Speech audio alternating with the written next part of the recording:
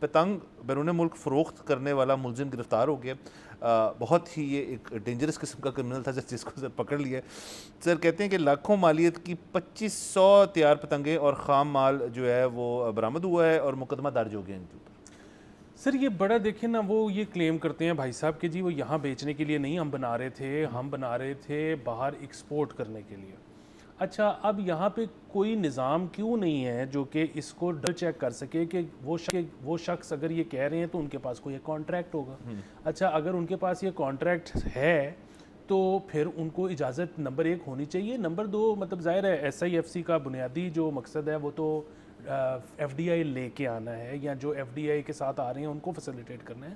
لیکن اگر کوئی شخص یہاں سے کوئی چیز ایکسپورٹ کر رہا ہے تو ان کو بھی فیسیلیٹیٹ کرنے میں کوئی برائی نہیں ہونی چاہیے.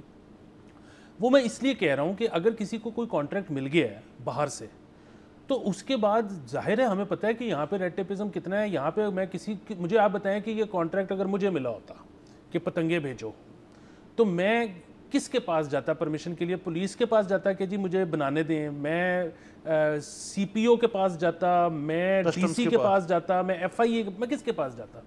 کوئی ون ونڈو ٹائپ آپریشن ہونا چاہیے. اس کی وجہ یہ ہے کہ جب آپ کوئی بھی چیز ایکسپورٹ کر رہے ہو تو پھر اس چیز کے اوپر یہاں کے قوانین لاگو نہیں ہوں گے, اس ملک کے قوانین لاگو ہوں گے جہاں پہ وہ امپورٹ ہو رہی ہے. تو اگر اس ملک کو پتنگیں ریسیو کرنے سے کوئی پرابلم نہیں ہے تو آپ کو سینڈ کرنے سے کیا پرابلم ہے؟ بالکل سر, اس سے مجھے سر ایک اور چیز یاد آ گئی جو ہم نے اسی شو پہ ڈسکس کی تھی کہ ایک زمانے میں پاکستانی ایک ٹبیکو مینوفیکچرنگ کمپنی کو 10 پیک سگریٹ کی ایک آرڈر ملا تھا ٹھیک ٹھاک بڑا, اور اس کے اوپر لیکن تھا کہ جی کیونکہ 10 پیک پاکستان میں الاؤڈ نہیں ہے بنانا اور بیچنا, تو آپ ایکسپورٹ بھی نہیں کر سکتے. حالانکہ دیکھیں جی اگر تو لیکیج کی بات ہے نا کہ جی لیکیج بڑی ہے کہ جی یہاں پہ وہ 10 پیک مارکیٹ میں بھی آ جائے گا, یہاں پہ بھی وہ تو ویسے بڑا ڈھیر سارا اسمگل سگریٹ یہاں پہ آ رہا ہے. تو اس کی ہمیں کو نا سمجھ نہیں تھی آئی کہ یہ کیا ہو رہا ہے. Contract worth millions of dollar,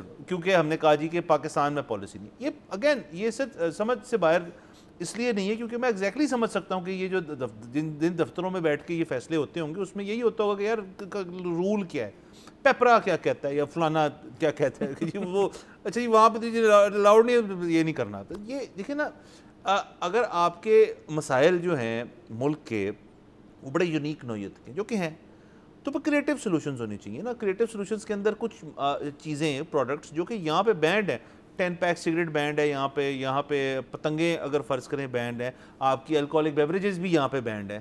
لیکن جس ملک میں آپ فرض کریں ایکسپورٹ کر رہے ہیں اس چیز کو, وہاں پہ تو جیسے آپ نے کہا ان کی پالیسی اپلائی ہوتی ہے اور وہ اس کو ریسیو کرنا چاہ رہی ہیں, آپ کو اس کے $$ آ رہے ہیں, آپ ایکسپورٹ کر رہے ہیں چیزوں کو. اس میں مجھے سمجھ نہیں آئی کہ اس شخص کے اوپر مقدمہ درج جو کی ہے اس کی کیا سینس بنتی ہے. دیکھیے پھر وہی بات ہے, پہلے تو ضرور ڈبل چیک یہ کرتے ہیں کہ کیا وہ جھوٹ تو نہیں بول رہا, اس نے ایونچولی یہیں تو نہیں سیل کرنی تھی, then that's a problem. But اگر ایکسپورٹ کرنی تھی پھر کوئی مسئلہ نہیں ہونا چاہیے. یہاں پر نا بندش کے 2 پیچھے وجوہات ہوتی ہیں ایسے کیسز میں.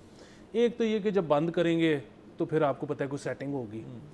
دوسرا یہ ہے کہ جی قانونی طور پہ منع ہے, اب ہم نے اس کے اندر سے ایک نقطہ نکالنا ہے کہ کوئی ایکسپورٹ کر رہا ہو تو وہ اس کو اجازت ہے, تو اس کے لیے جو پیپر ورک ریکوائرڈ ہے وہ کون کرے گا. سو یہاں پہ آپ کو پتہ ہے کام جوان کی موت ہے. سبسکرائب کریں اور بیل دبائیں تاکہ کوئی خبر رہ نہ جائے.